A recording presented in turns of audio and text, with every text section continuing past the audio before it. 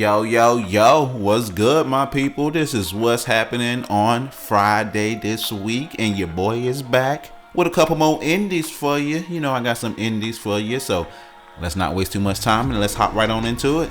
So the first one I got for you is a game called Demon Crush. Now this is developed by Reverting Castles, and this is a 2D side-scrolling combat platformer where you play as Kenzo Yagimoto as he defends his home from an otherworldly evil returning from the ancient past. You master the weapon arts of the Yagimoto clan to save your beloved Gochima village from the burning blaze of the warlord Nezumo and the dark secrets concealed in his hidden fortress. You can also play as multiple characters in this one. You master different weapons and combat styles and plunge into adrenaline-soaked action in a fantasy Japanese setting. Now the art style is really cool. It definitely reminds me of the classic action platformers that we used to play on SNES or the Sega Genesis. Kind of reminds me of the Messenger of a little bit, but I fucks with the art direction. This is really cool. And the demo is out now on Steam.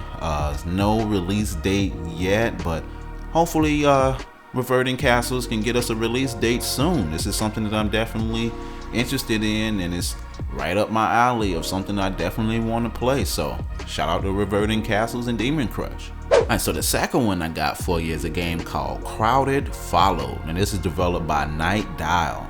And this is a first-person horror game where you play as someone who received this briefcase from an unknown victim.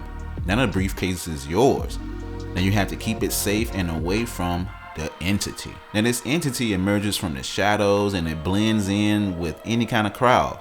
It won't stop, and you must plan and strategize to keep your distance. Now the fucked up part about this is my guy has asthma, and your overworked lungs are on borrowed time, and an inhaler is your lifeline. So this will give you a boost whenever you need it. Gonna require a few shakes though, just to get it, primed and ready. Now your only option is to push through the sea of bodies with millions of faces, but watch out for the entity because it could be any of these people that you're walking past. You just never know. This shit shapeshifts, yo. Now whether it's in a subway, a nightclub, or riot-filled streets, you gotta do what you gotta do to survive, yo. You gotta do what the fuck you gotta do. Now this looks really cool. It definitely reminds me of a PS1 era game. Did we even have many PS1 first-person games outside of like Medal of Honor? And Call of Duty didn't come until PS2,